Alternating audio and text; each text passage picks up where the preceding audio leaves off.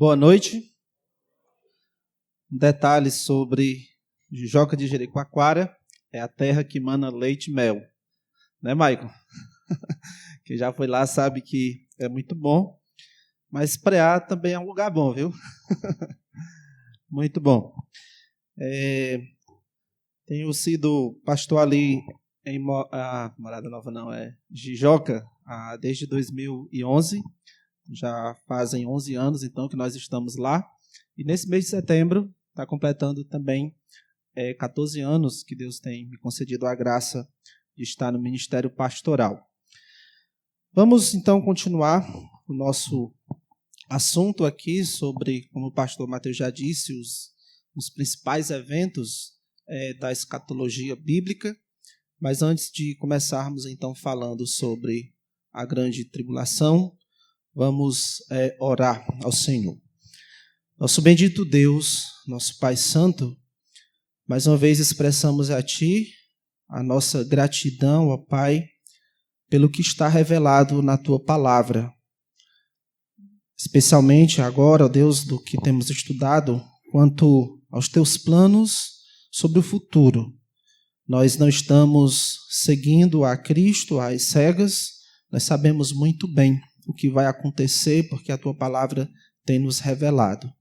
Não somente temos a certeza da vida eterna, mas podemos, ó Deus, perceber na Tua palavra os passos que o Senhor vai dar para que um dia nós estejamos, enfim, na Tua presença e desfrutando de todas as promessas que o Senhor tem reservado para nós, em cumpri-las no tempo certo, no tempo que Te agrada. Agradecemos pelo que vimos ontem acerca do arrebatamento, dessa busca que Jesus Cristo virá fazer ao seu povo, à sua igreja. Agradecemos, ó Deus, porque embora nós não saibamos quando isso vai acontecer exatamente, mas o Senhor tem um dia certo. Na Tua agenda já está tudo definido quando vai acontecer.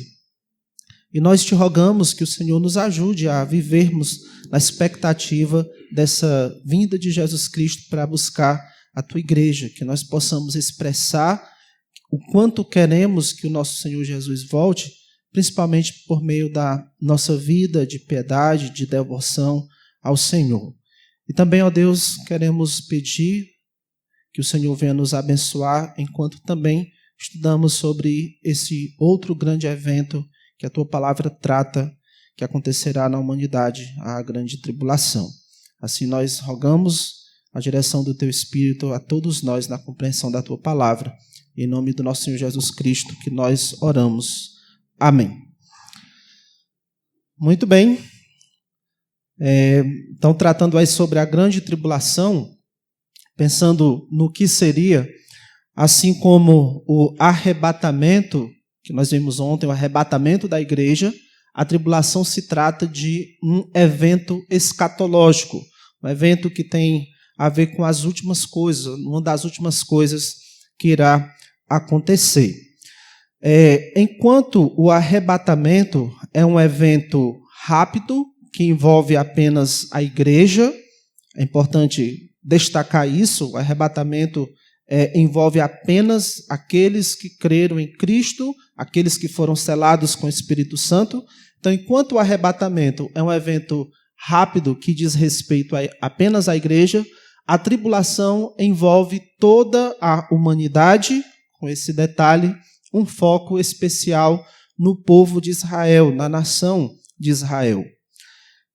Dos eventos futuros, mencionei isso pela manhã, dos quais a Bíblia trata, a tribulação é o assunto sobre o qual a Bíblia mais fala. Se você for tentar somar a quantidade de coisas que é dito sobre o arrebatamento, sobre a tribulação, sobre o milênio, sobre a eternidade, você vai ver que há muita coisa dita, há muito mais coisas ditas acerca da tribulação.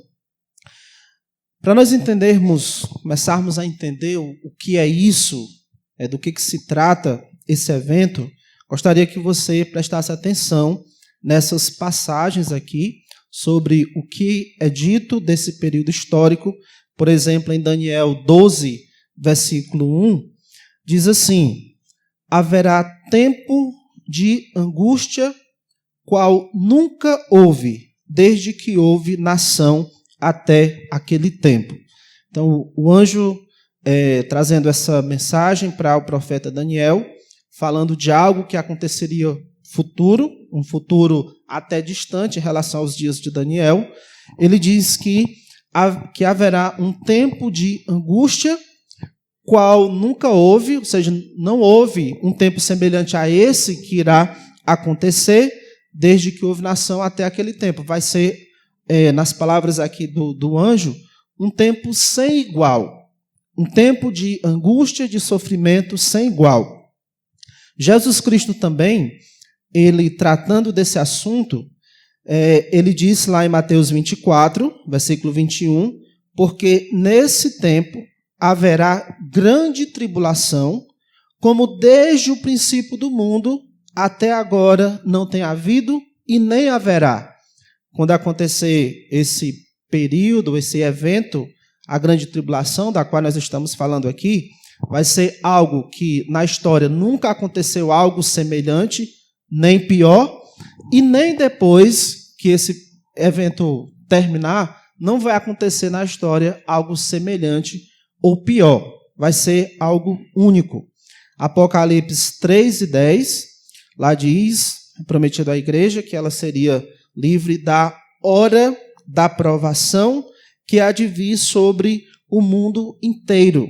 E aí é usada dessa forma bem definida, de uma hora específica de provação que é global, que é mundial, que há de vir sobre o mundo inteiro. Então, o mundo tem visto momentos difíceis, momentos de sofrimento? Sim. Em comparação a outros períodos difíceis que o mundo já viu, a tribulação será sem igual. Um tempo de angústia, um tempo de grande tribulação, é uma hora da provação, e hora não é uma referência a uma hora apenas, e em comparação a outros momentos difíceis na história da humanidade, até mesmo o dilúvio, não foi algo pior ou semelhante à grande tribulação que ainda está por vir. Então nós vamos buscar entender sobre esse evento a partir da sua relação com Israel, ou seja, qual é a relação de Israel com a tribulação, a sua relação com a humanidade, além de Israel, o restante da humanidade, qual a relação que as nações, que a humanidade tem com a tribulação, e também com a relação que a igreja tem, que a igreja teria com a tribulação.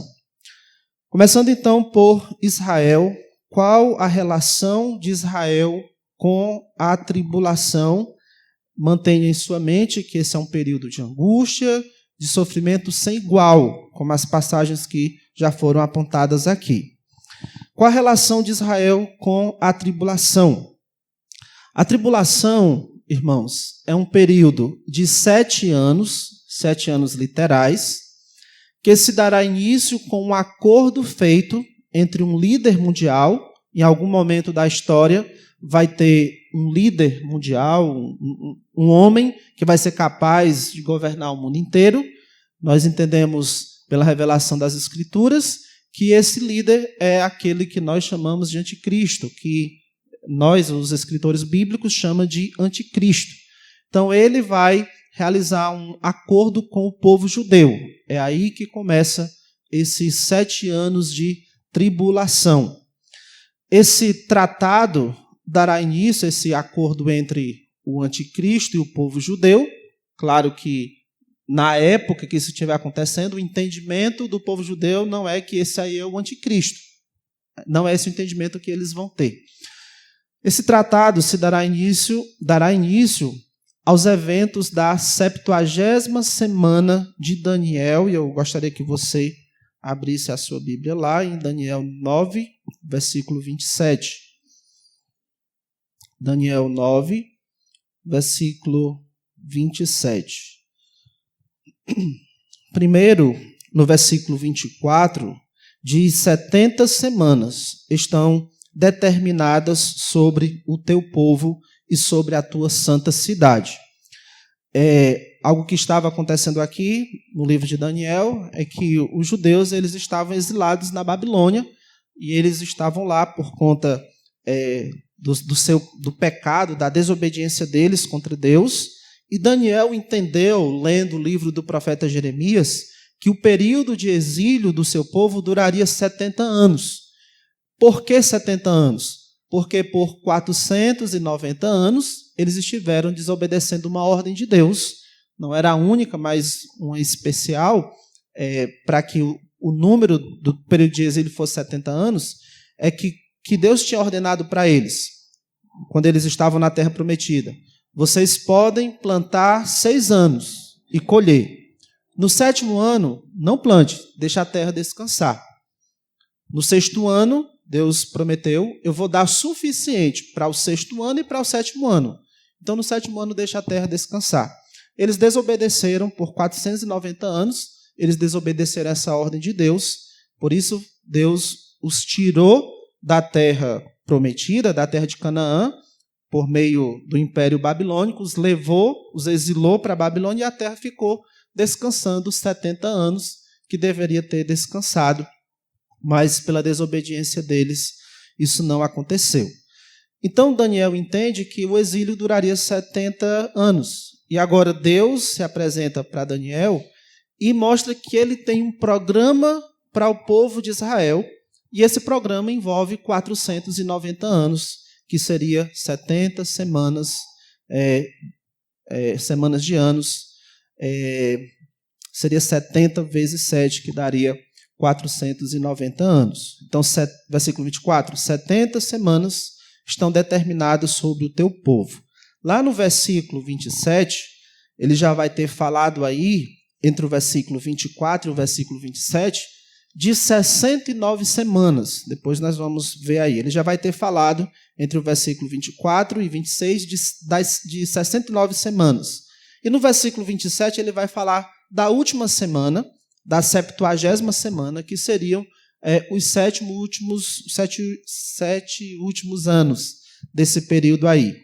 No versículo 27, sobre essa última semana de 7 anos, diz ele, esse ele é um príncipe de um povo mencionado no versículo 26, esse ele é o anticristo, ele fará firme aliança com muitos, por uma semana, ou seja, por 7 anos. Esse com muitos, se tem em mente aí principalmente o povo de Israel, pelo que vai ser dito no restante do versículo, desse povo que faz sacrifício, oferta de manjares ao Senhor, se trata do povo de Israel. Então, esse tratado, voltando aqui, a tribulação é um período de 7 anos, que se dará início com um acordo feito entre o anticristo, com o povo judeu. Esse tratado dará início aos eventos da 70ª semana de Daniel. E aí, só para reforçar as explicações que eu estava dando, as 70 semanas, que são 490 anos, as 70 semanas de Daniel é um programa divino para o povo de Israel, como eu já li no versículo 24. Quando começou esse programa, quando começou essa contagem desses 490 anos, ou dessas 70 semanas? Esse programa teve início em 445 a.C., quando Artaxerxes deu ordem para Jerusalém ser reconstruída e edificada. O povo estava exilado na Babilônia, Jerusalém estava totalmente destruída, mas Deus promete aqui, ainda em Daniel 9, o seguinte, versículo 25, sabe e entende, desde a saída da ordem para restaurar e para edificar Jerusalém, até a ungido ao príncipe, 7 semanas e 62 semanas. Ou seja, esse período de 70 semanas iria se começar quando fosse dada a ordem para reconstruir Jerusalém. E essa ordem foi dada por Artaxerxes, no ano 445 a.C. Você vai ver detalhes disso no livro de Neemias. Então, a partir desse momento aí, não foi a partir do que foi revelado, de quando foi falado com Daniel, mas no momento em que o rei deu a ordem para que Jerusalém fosse reconstruída.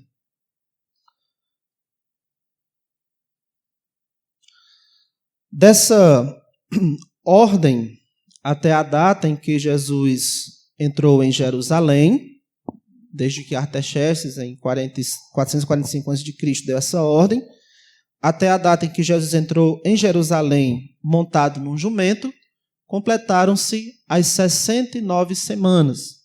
E tem em mente 69 semanas de 7 anos. Isto é, 483 anos.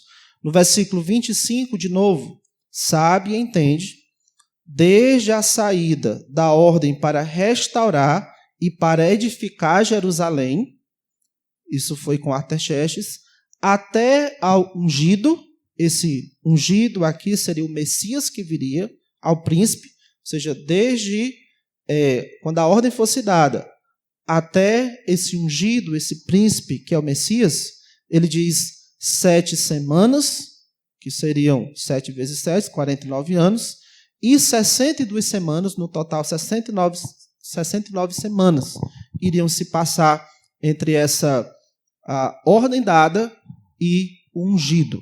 E aí, nos cálculos feitos, se você for parar para fazer isso, você vai ver que é o momento em que Jesus Cristo, o dia em que Jesus Cristo entrou em Jerusalém, montado num jumento, que foi quando as pessoas disseram, bendito que vem em nome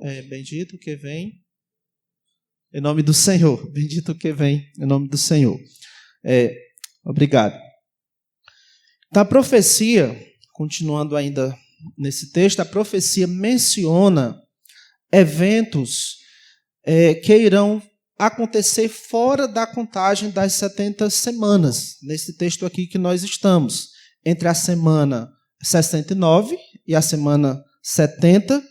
No versículo 26 diz assim, depois das 62 semanas, lembra que as 62 semanas, com as 7 já mencionadas, dão 69, lembra que ela se completa com esse ungido, o Messias que chegou lá em Jerusalém, olhando um pouco mais para frente na história.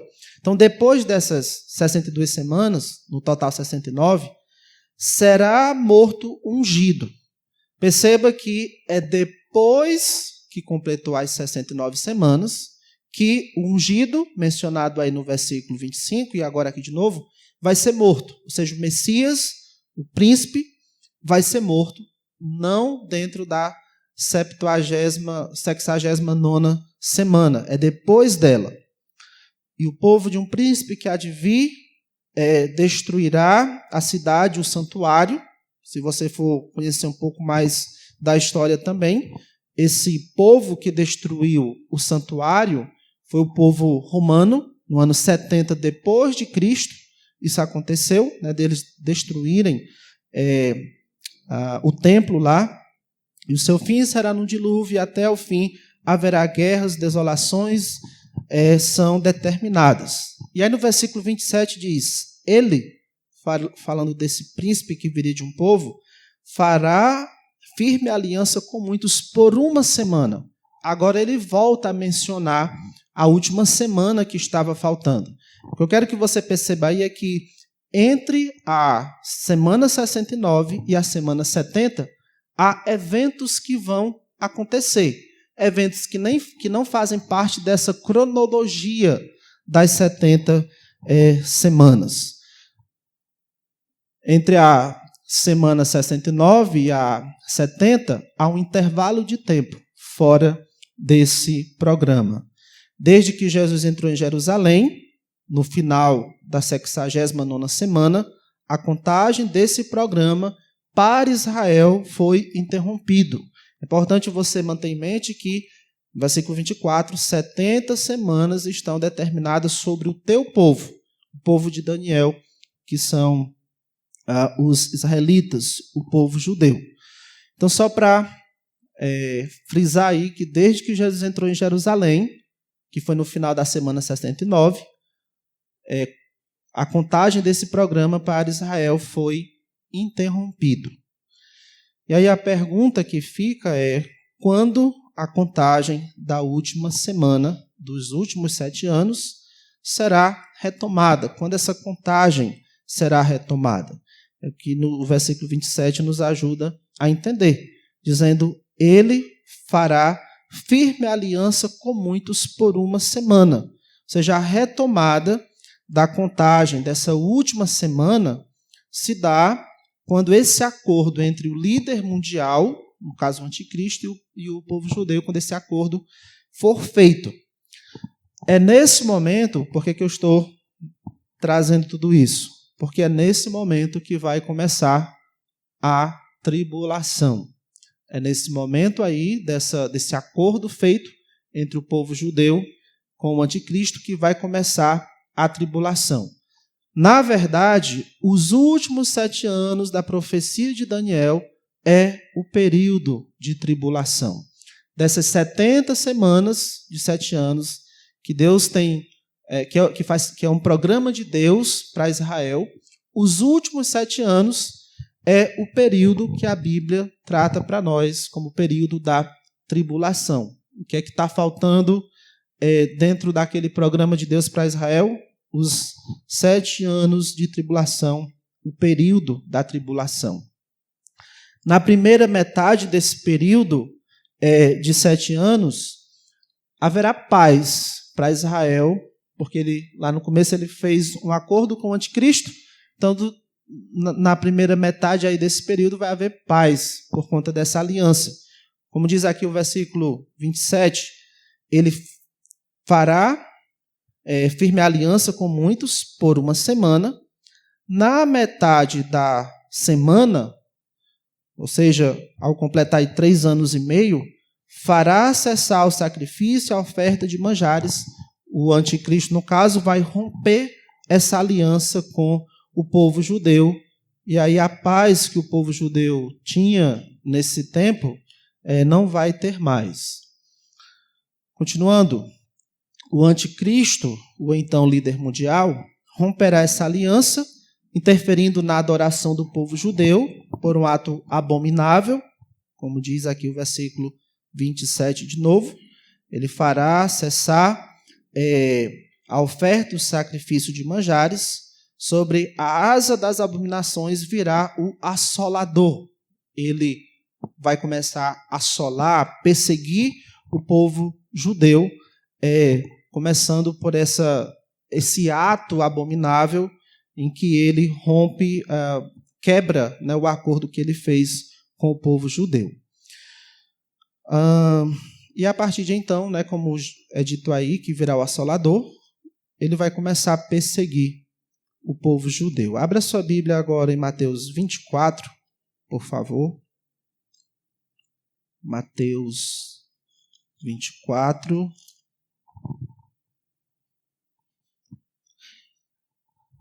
Versículo 15. Mateus 24, versículo 15, diz assim.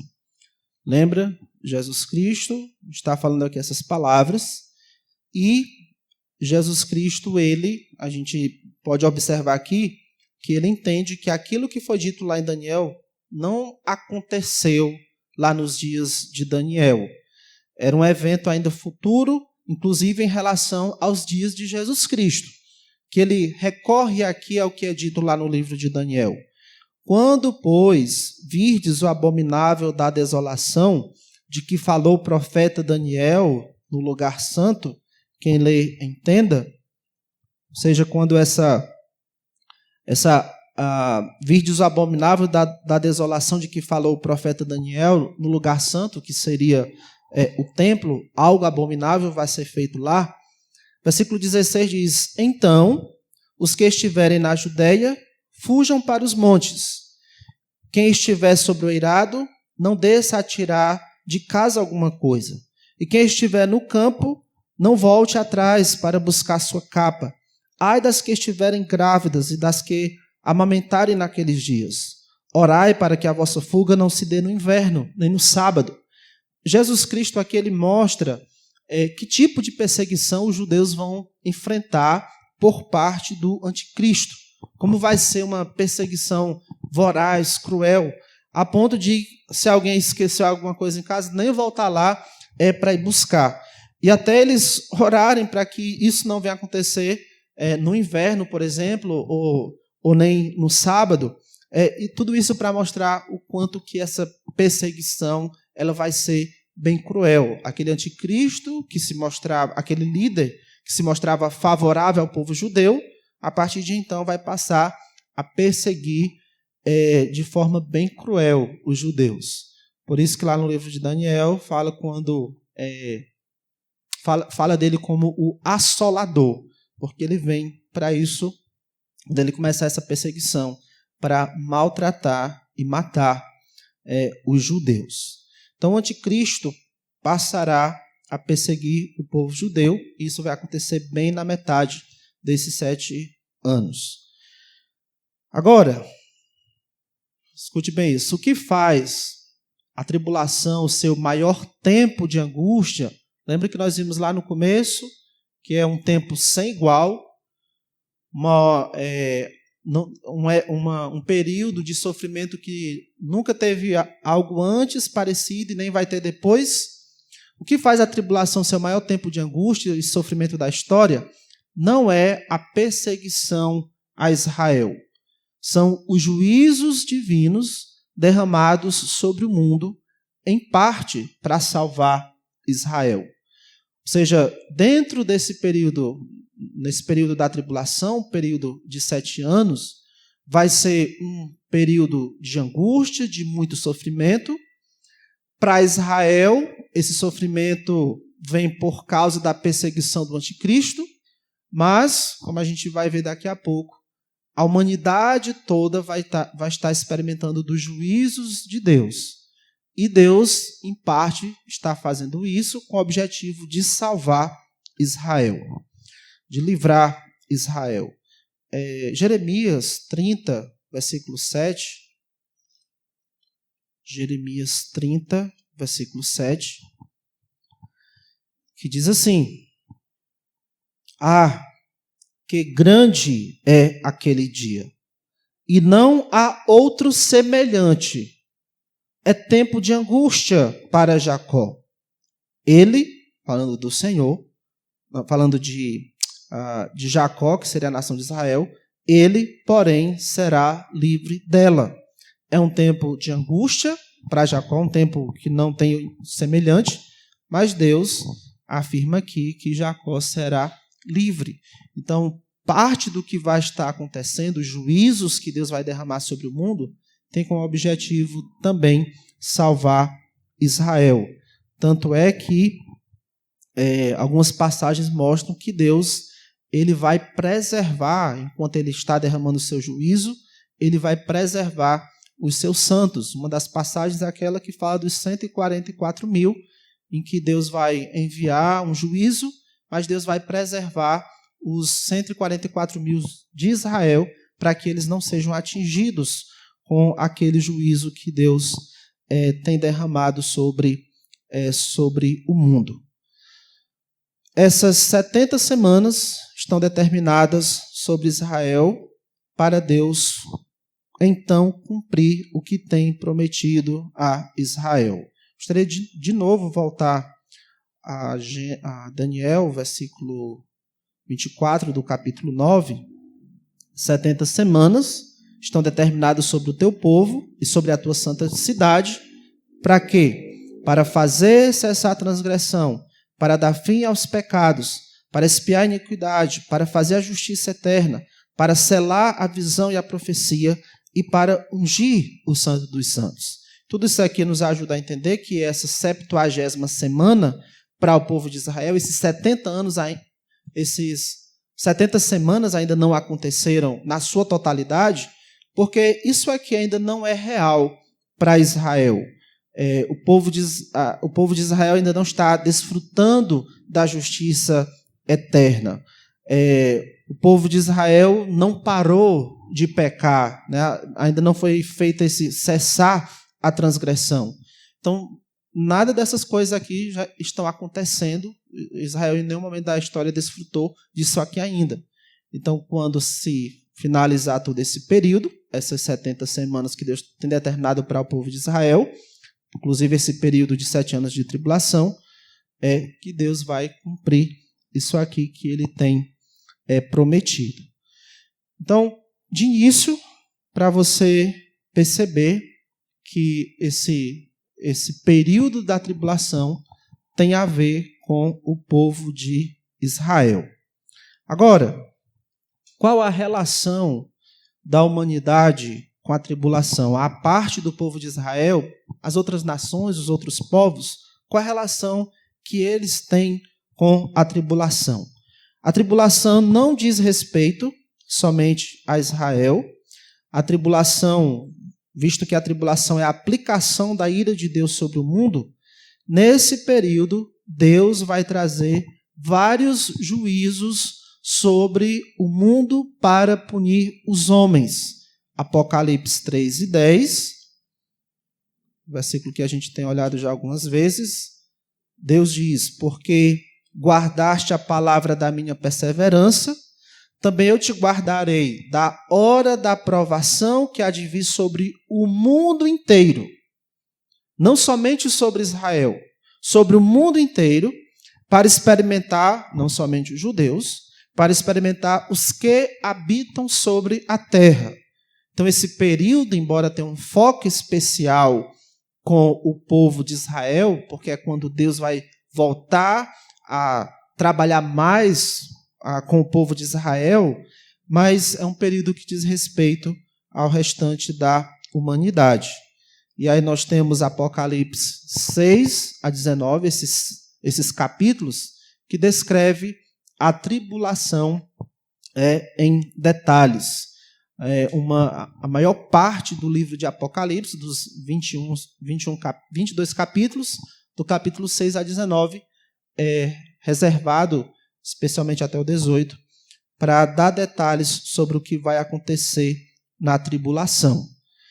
E nesses capítulos o que nós vamos ver são os juízos de Deus sobre a humanidade.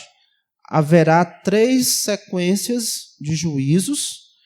Os juízos dos selos, no caso, são 7 selos. Vamos ter os juízos das trombetas, 7 trombetas, e os juízos das taças.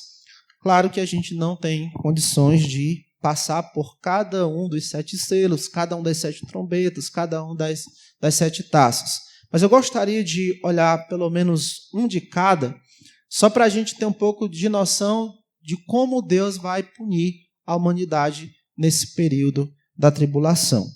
Então vamos começar aí com Apocalipse, capítulo 6. Abra sua Bíblia aí. Apocalipse, capítulo 6, versículo 12, falando do 6º selo. Apocalipse 6, versículo 12, falando do 6º selo. Diz assim: vi quando o Cordeiro abriu o 6º selo e sobreveio grande terremoto. O sol se tornou negro como saco de crina, a lua toda como sangue. As estrelas do céu caíram pela terra. Tente imaginar, visualizar isso. Estrelas do céu, que são astros grandes, caindo na terra, como a figueira, quando abalada por vento forte. Né? Quando a figueira eu nunca vi uma pessoalmente, mas vamos imaginar uma planta que seja mais conhecida. Nossa, uma mangueira bem carregada de manga, e aí um vento muito forte que balança bastante, e aquele monte de manga caindo.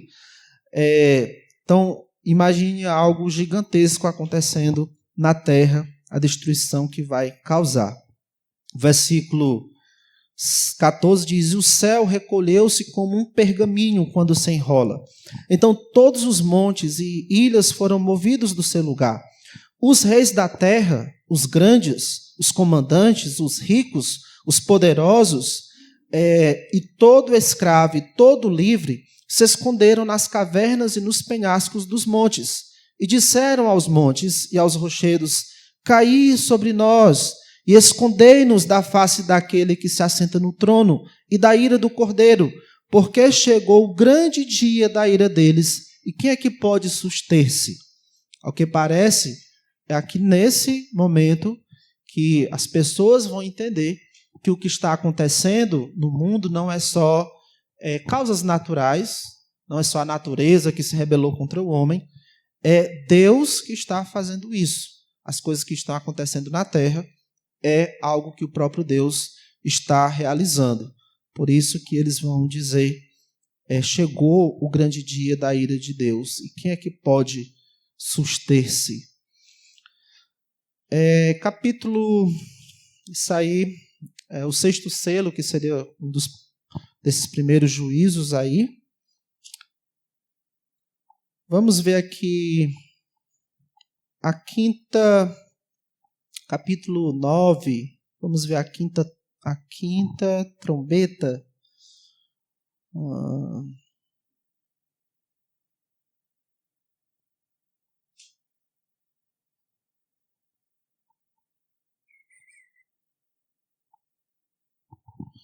Vamos ver a sexta, a partir do versículo 13, capítulo 9, versículo 13. O sexto anjo tocou a trombeta, e ouvi uma voz procedente dos 4 ângulos do altar de ouro que se encontra na presença de Deus, dizendo ao sexto anjo, o mesmo que tem a trombeta, solta os 4 anjos que se encontram atados junto ao grande rio Eufrates. Foram então soltos os 4 anjos que se achavam preparados para a hora, o dia, o mês e o ano, para que matassem a terça parte dos homens. Então serão soltos 4 anjos para um dia específico, para que eles matem a terça parte dos homens. O número dos exércitos da cavalaria era de 20.000 vezes 10 milhares. Eu ouvi o seu número. Assim, nesta visão, contemplei os cavalos e os seus cavaleiros tinham couraças cor de fogo, de jacinto de enxofre. A cabeça dos cavalos era como a cabeça de leão e a sua boca saía fogo, fumaça e enxofre.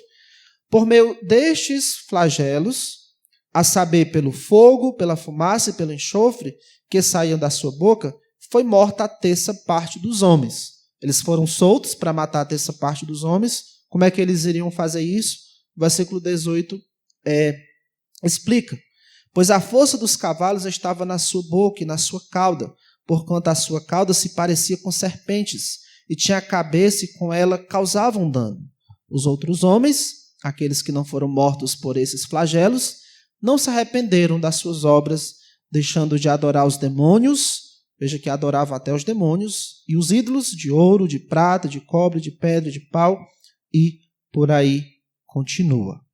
Vamos ver também sobre a última sequência de juízos, que são as taças. Capítulo 16. Capítulo 16. Deixe-me ver aqui. Versículo 17.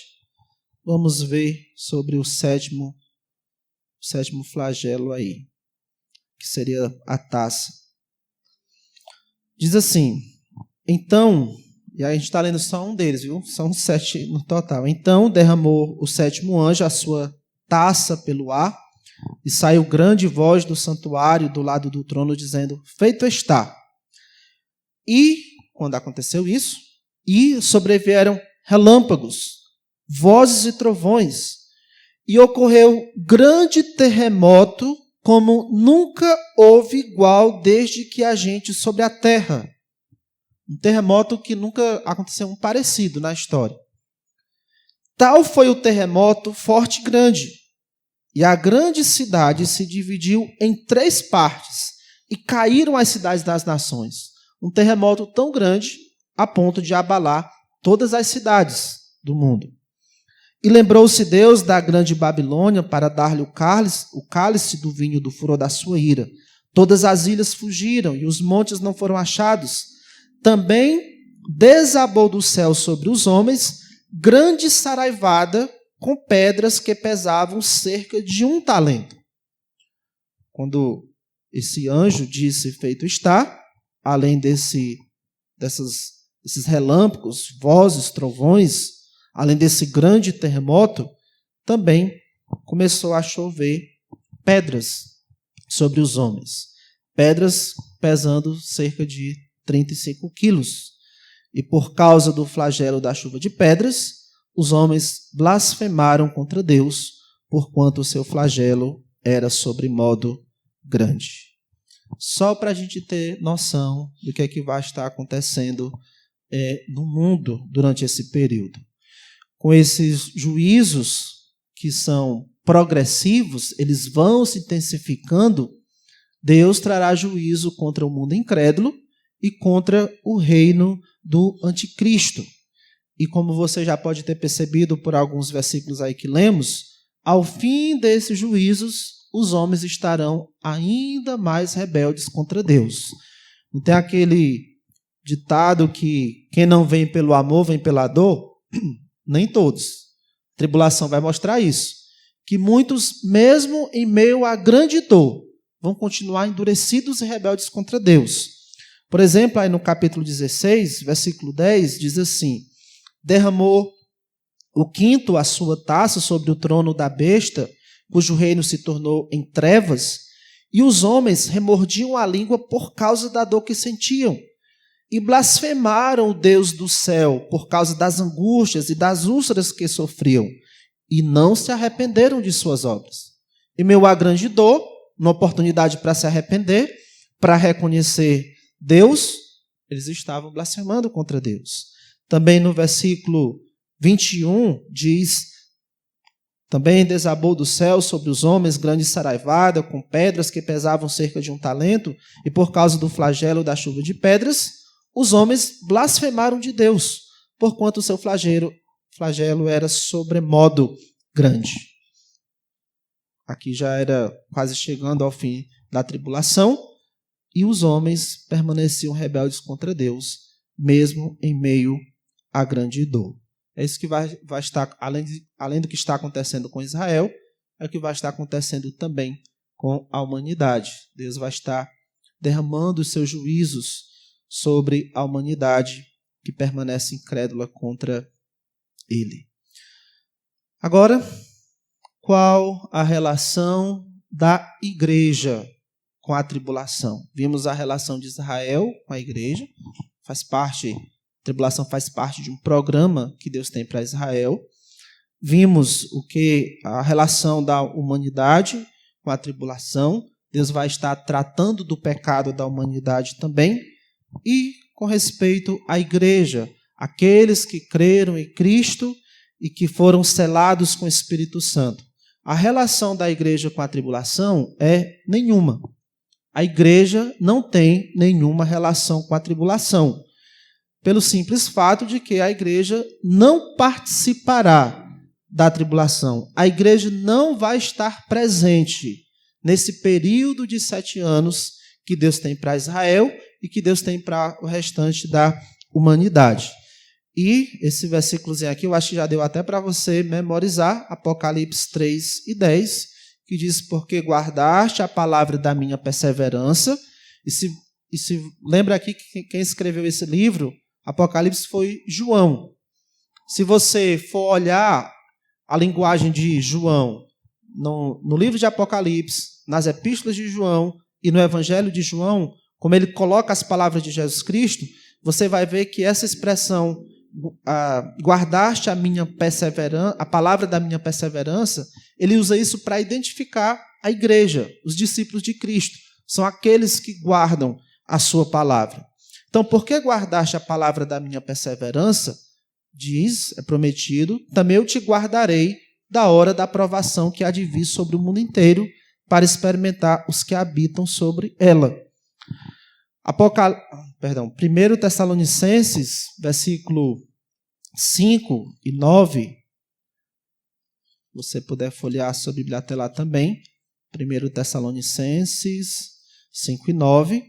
Nós temos aí no final do capítulo 4, falando daquele evento em que a igreja vai ser levada embora, o arrebatamento. E aqui no capítulo 5, versículo 9, Paulo diz: porque Deus não nos destinou para a ira.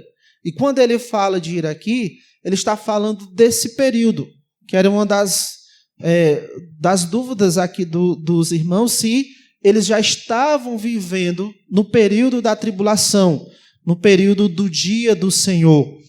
E Paulo está mostrando que não, que esse dia, lá no versículo 4, ele não vai nos pegar, como ladrão, não vai nos pegar de surpresa, porque nós somos filhos da luz. E por que não vai nos pegar? Porque Deus não nos destinou à igreja, não destinou a igreja para a tribulação. Foi sobre isso que nós estudamos ontem, que a igreja ela vai ser tirada antes desse período. Lembra daquele intervalo entre a semana 69 e a semana 70, que eu mencionei lá no livro de Daniel? Esse intervalo é a era da igreja. Quando finalizar a era da igreja, vai se começar a contagem aí do período da tribulação da 70ª semana de Daniel. Então a igreja não participará da tribulação. Apocalipse 3 e 10 é prometido que ela vai ser livrada disso. 1 Tessalonicenses 5 e 9 diz que Deus não nos destinou para a ira. E no texto mais detalhado sobre a tribulação, Apocalipse 6 a 19, não há menção à igreja. Aqui no 19 vai ter uma menção de forma figurada, mas não como ela participando da tribulação. Então, até o capítulo 18, que é tratando da tribulação, não há menção à igreja. Tudo isso nos faz crer que a igreja não vai participar da tribulação. E está muito claro nessas passagens que nós já vimos, Apocalipse 3 e 10, 1 Tessalonicenses, a igreja será removida da terra, arrebatada, antes da tribulação. Seria mais ou menos assim, um gráfico simples, só para a gente ter uma ideia. Nós temos aqui a era da igreja, que começa com a descida do Espírito Santo, lá em Atos 2. E a duração desse período é por tempo indeterminado, indeterminado para nós, mas muito determinado para Deus, até que todos os escolhidos para a igreja creiam, como a gente já citou algumas vezes, Romanos 11 e 25. Então, a era da igreja, finalizando esse período, vai acontecer o arrebatamento, que é Cristo vem até as nuvens e a igreja é arrebatada, levada para se encontrar com ele aqui nas nuvens, nos ares. Lembrando que esse arrebatamento vai envolver que aqueles crentes que já morreram vão ressuscitar e vão ser arrebatados, e os crentes vivos, nesse momento aqui, também serão arrebatados. Aqui se encontrarão com Cristo, terão seus corpos transformados e irão ao céu. Depois disso, aqui na terra, começará os 7 anos de tribulação, que Deus vai estar tratando com o povo de Israel e vai estar tratando com o restante da humanidade. Enquanto os santos estarão aqui no céu com Jesus Cristo, aqui na terra estará acontecendo o período da tribulação. Esse período se iniciará apenas com pessoas não salvas. Por quê? Porque todos os salvos foram levados aqui no arrebatamento. Então, a tribulação, ela começa apenas com pessoas não salvas. E aí, depois desse período, vai acontecer a segunda vinda de Jesus Cristo propriamente dita, que falaremos mais sobre isso amanhã. Para concluirmos, nós, a igreja, não vamos participar da tribulação, mas isso não significa que devamos ser indiferentes com o que vai acontecer nesse período. Nós não vamos participar da tribulação, então quer dizer que deixa o pau quebrar para lá e eu não tenho nada a ver com isso. Nós não é uma coisa que a gente não precisa se importar. Pelo contrário, eu acho que há atitudes que nós podemos e devemos ter em relação a esse período que nós não vamos participar. Uma das coisas é que hoje nós podemos adorar a Deus por sua graça salvadora. Não só pela nossa salvação, mas por Deus, até mesmo na tribulação, um período em que Ele vai estar demonstrando juízo, ainda assim lá Ele vai salvar pessoas. Como esses textos aí deixam claro. Apocalipse, capítulo 7, versículo 4, nós vemos lá que Deus vai salvar judeus. Então, ouvi o número dos que foram selados, que era 144 mil de todas as tribos dos filhos de Israel. No versículo 8, a partir do versículo 8, nós vamos ver que nesse período também da tribulação, Deus vai salvar gentios. Depois destas coisas, vi, e eis grande multidão que ninguém podia numerar, de todas as nações, tribos, povos, línguas, em pé diante do trono e diante do Cordeiro, vestido com vestiduras brancas, com palmas nas mãos, e eles vão adorar o Senhor. E aí alguém vai ser perguntado no versículo 14, quem são essas pessoas? E o Senhor vai dizer, são estes os que vêm da grande tribulação, lavaram as suas vestiduras e as alvejaram no sangue do Cordeiro. Mesmo no período da tribulação, Deus vai estar exercendo a sua graça, salvando pessoas. E nós, se nós focarmos mais em Deus, pensarmos em Deus executando seus planos, irmãos, é um motivo de nós adorarmos a Ele por isso. Ele vai estar exercendo a sua graça, assim como também nós devemos adorá-lo por sua justiça. Deus não deve ser adorado só por Ele demonstrar amor, por Ele demonstrar misericórdia. Ele deve ser adorado também por estar exercendo a sua justiça. Deus não vai ser glorificado só pelas pessoas que serão eternamente salvas. Ele será glorificado também por as pessoas que serão eternamente punidas no lago de fogo. Porque Deus é glorificado tanto pelo exercer da sua misericórdia e graça, como também pela aplicação da sua justiça. E é isso que nós vemos acontecendo aqui em Apocalipse também. Capítulo 16, versículo 4 diz assim: derramou o terceiro a sua taça nos rios e nas fontes das águas, que se tornaram em sangue. Isso aqui é um dos flagelos, um dos juízos de Deus no período da tribulação. Quando isso aconteceu, versículo 5 diz assim: então ouviu o anjo das águas dizendo: tu és justo, tu que és e que eras o santo, pois julgastes estas coisas. Porquanto derramaram sangue de santos e de profetas, também sangue lhes tem dado a beber, são dignos disso. Ouvi do altar que se dizia: certamente, ó Senhor Deus Todo-Poderoso, verdadeiros e justos são os teus juízos. E se você perceber na sua Bíblia, esse texto está recuado para mostrar que é uma poesia. São palavras de adoração a Deus. Deus sendo adorado por Ele estar aplicando a sua justiça. Então nós podemos adorar a Deus agora porque Ele é misericordioso e gracioso agora, porque Ele vai ser misericordioso e gracioso na tribulação e porque Ele também vai exercer a sua justiça ao punir aqueles que permanecerem rebeldes. E também, irmãos, hoje, diante de tudo isso, devemos alertar aos perdidos sobre a ira vindoura. Período da tribulação, essa ira, e nós podemos alertá-los que se eles não se arrependerem agora, olha aí o que espera eles, momento de punição, de juízo sobre a humanidade. João 3:36, versículo que talvez citamos algumas vezes, mas até sem considerar bem a última parte. Por isso, quem crê no Filho tem a vida eterna. O que todavia se mantém rebelde contra o Filho não verá a vida, mas sobre ele permanece a ira de Deus. E pode ser essa pessoa que continuar viva até lá, a ira que ela vai experimentar é essa da tribulação. Então, cabe a nós, sabendo que Deus tem uma ira a derramar sobre os perdidos, alertá-los por meio da pregação do Evangelho.